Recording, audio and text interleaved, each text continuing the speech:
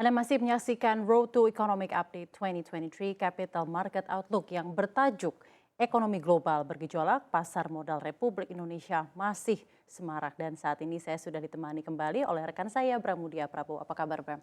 Oke, baik, ada Safrina, dan jika juga kita lihat segmen-segmen sebelumnya begitu ya, saya dan juga Safrina sudah berdiskusi bersama OJK selaku regulator dan juga para asosiasi di segmen kali ini secara eksklusif telah bergabung bersama kami di studio CNBC Indonesia Bapak Heri Supriyadi selaku Direktur Keuangan dan juga Manajemen Resiko Telkom Indonesia. Selamat siang Pak Heri, apa kabar Pak? Salam sehat. Selamat siang, Alhamdulillah sehat. Alhamdulillah, terima kasih banyak ya Pak ya telah bergabung bersama kami. Oke, baik. Bapak, kalau misalnya kita memperhatikan secara historikal begitu ya, di tahun lalu dan juga dibandingkan dengan di tahun 2023 ini, ya pastinya banyak juga para pelaku usaha melihat banyak sekali tantangan dan juga volatilitas di tahun 2023 ini.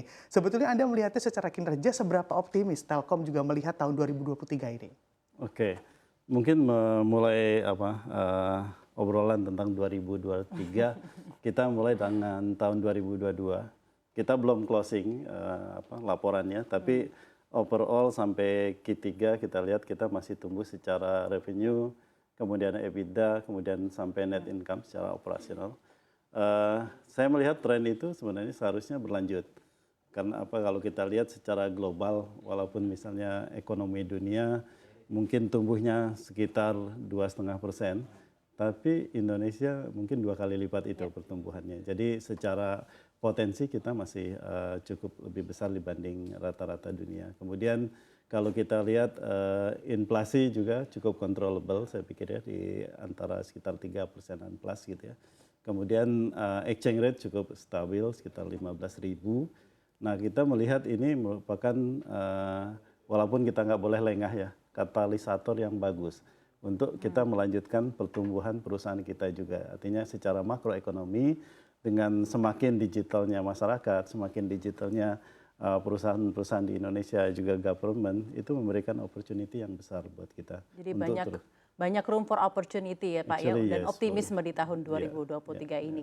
Lalu kalau kita berbicara tentang opportunity dan juga optimisme, apa saja inovasi bisnis yang dijajaki oleh perseroan pada tahun 2023 ini dan apa pembedanya dibanding tahun 2022 lalu? Oke. Di tahun 2023 ini kita fokus untuk menyelesaikan beberapa transformasi yang cukup signifikan di Telkom. Yang pertama mungkin sudah sering disampaikan juga itu tentang fixed mobile convergence, di mana sektor consumer kita akan kita satukan di Telkomsel. Jadi IndiHome akan kita merge dengan Telkomsel di sana gitu ya. Ini akan memberikan manfaat pada katakanlah membuat seamless experience pada customer dimanapun mereka berada dengan teknologi yang kita gunakan. Kedua, efisiensi di CAPEX, di capital expenditure kita. Artinya mestinya dengan efisiensi itu, dengan kapasitas CAPEX yang sama, kita bisa expand lebih besar gitu. Masyarakat akan lebih bermanfaat. Kemudian juga di biaya operasional kita bisa melakukan efisiensi di sana. Dengan ini semua sebenarnya ini memberi manfaatnya buat masyarakat apa? Sebenarnya kita bisa memberikan katakanlah solusi broadband yang lebih affordable dengan kualitas yang lebih baik. Nah, misalnya kita bilang penetrasi home broadband kita itu mungkin masih 15%. Rata-rata dunia sekitar 40-an% kalau gitu ya. Dengan itu artinya kalau kita bisa melakukan banyak efisiensi di sana CAPEX, OPEX dan lain-lain, kita bisa memberikan katakanlah penetrasi yang lebih affordable bagi masyarakat. Nah, ini membuat negara kita juga sebenarnya lebih kompetitif. Nah, ini satu yang kita lakukan. Yang kedua, kita juga sedang membentuk perusahaan untuk infraco. Kita memiliki jaringan fiber mulai dari land sampai bawah laut lah sebenarnya gitu ya. Nah, ini kita selama ini mostly serving grup kita. Tapi ini sebenarnya kita bisa serve juga industri untuk kapasitas yang masih ada seperti itu. Ini memberikan sebenarnya efisiensi bagi industri di negara ini. Juga percepatan perbaikan kualitas telekomunikasi. Buat kita tentunya ada value added business di sini. Nah, yang berikutnya data center. Indonesia mungkin masih kecil ya konsumsi data center kalau kita lihat per kapita. Mungkin 1/100 dari Singapura yang memang secara industri lebih itu compact di kotanya itu. Namun kalau kita lihat potensinya ke depan itu bisa loncat katakanlah lebih dari 10 kali dari yang ada sekarang. Nah ini memberikan opportunity bisnis yang ada. Kami sudah lama bermain di sana, tapi dengan semakin menjadi digitalnya negara ini ya dalam aspek korporasi, masyarakat maupun government-nya, demand ini akan semakin tinggi. Nah kita leading position yang kita miliki pada saat ini kita akan teruskan dengan memberikan katakanlah penawaran yang end-to-end dari solusi data center.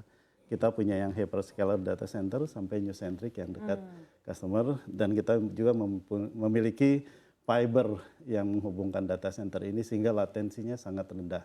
Ini membuat kualitas data center yang sangat bagus. Ini kita akan fokus juga investasi di sini. Kita sudah membuat anak perusahaan yang khusus untuk ini dan kita konsolidasikan semua data center yang kita miliki, termasuk yang ada di luar negeri untuk ada di dalam umbrella dari ini data center kita yang kita miliki ini. Ini yang kedua, yang ketiga itu yang ketiga sorry. Yang keempat kita akan melakukan pengembangan di B2B IT service kita. Di Telkom Parent akan fokus pada B2B. Apa yang menjadi fokus kita dengan semakin digitalnya, sebagian besar enterprise maupun government pasti memerlukan solusi katakanlah B2B enterprise ini, IT services dan lain-lain. Ini kita merupakan hal lain yang sedang kita fokuskan juga. Yang terakhir yang kita terus melakukan investasi di digital. Baik yang kita lakukan initially dari dalam maupun yang kita lakukan nanti mungkin melakukan selective investment pada perusahaan-perusahaan digital di mana kita melihat sinergi yang sangat kuat dengan aset yang kita miliki terutama di customer base dan lain-lain. Kira-kira itu yang sedang kita lakukan. Oke, baik. Kalau dilihat dari segi inovasi bisnisnya sangat banyak sekali dan tentunya sangat perspektif sekali begitu ya Pak ya. Dan tentunya ada inovasi akhirnya juga berujung pada ada target bisnis di sana. Sebetulnya untuk di tahun khususnya di tahun 2023 ini target bisnis apa yang akan dibidik dan juga kiranya faktor-faktor apa saja yang juga dapat memberikan lompatan kinerja bagi korporasi di tahun 2023? Tentunya yang tadi ketika kita bilang segmen fixed mobile convergence, seharusnya itu lebih memberikan katakanlah opportunity pertumbuhan yang lebih bagus ketimbang ini masing-masing berdiri sendiri seperti saat ini. Itu satu. Kemudian yang data center mungkin pada saat ini kita masih dalam stage untuk itu ya Pak, untuk membangun kapasitas. Itu growing along the time itu akan menjadi kontributor ya di jangka menengah dan jangka panjang. Kemudian saya lupa tadi menyampaikan kita memiliki perusahaan tower yang sudah kita IPO kan tadi. Mitratel ini merupakan katakanlah perusahaan tower paling besar di Asia Tenggara dalam konteks jumlah tower yang dimilikinya gitu ya.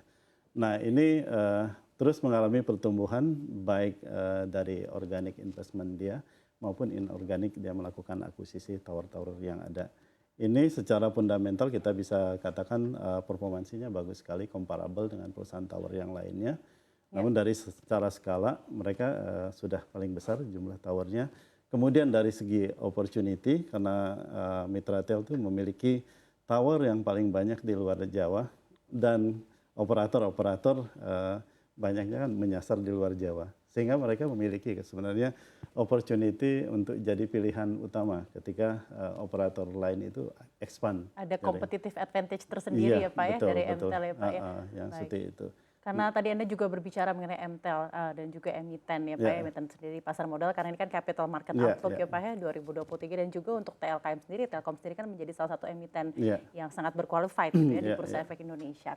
Dalam hal juga mendukung pasar modal Indonesia yang berdaya tangguh, bagaimana komitmen dari Telkom sendiri untuk selalu mengembangkan good corporate governance dan juga menjaga manajemen resiko dalam berinvestasi?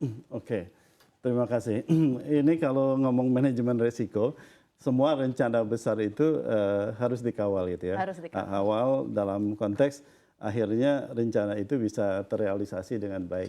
Manajemen resiko kita lihat dalam perspektif seperti itu. Kita mengawal sehingga tujuan-tujuan yang sudah disampaikan tadi bisa tercapai dengan manajemen resiko yang baik. Kalau kita lihat misal jump to the conclusion, kalau implementasi manajemen resiko kita pakai ISO yang standar untuk manajemen resiko. Kemudian secara skor kita sudah di atas 4 skornya. Jadi sudah pada skor yang katakanlah cukup tinggi untuk operator telco gitu ya. Nah, kemudian ini kita implementasikan tidak hanya di Telkom parentnya saja, tapi across the group seperti itu. Kemudian title direkturnya juga seperti saya direktur keuangan merangkap juga manajemen risiko. Similarly kita lakukan sama. Jadi platform yang kita bangun di katakanlah grup kita, kemudian policy juga kita kembangkan, kita spread sama dalam satu grup sehingga memang secara culture kita bangun ini menjadi habit di mana kita melihat risk and return itu side by side dan kita harus mengawal achievement dari goalnya kita yang ada. Hal lain yang kita lakukan adalah kita satu-satunya yang masih listed di New York Stock Exchange. New York Stock Exchange itu require you to do kind of integrated audit. Bisnis proses kita diaudit juga, tidak hanya financial result kita, tapi bisnis proses kita. Dan ini very itu ya katakanlah rigorous gitu ya.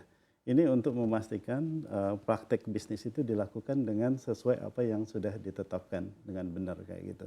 Nah ini untuk menjamin memang kita menjalankan bisnis ini secara governance yang baik. Hal lain yang kita lakukan juga misalnya kita menerapkan ISO 37001 itu ya, anti swap juga kita implementasikan across group kita seperti itu. Ini untuk memastikan bahwa yang kita sangat pentingkan itu culture yang baik itu akan menghasilkan return hasil yang baik. Kemudian tidak ada surprise terhadap result-result yang ada.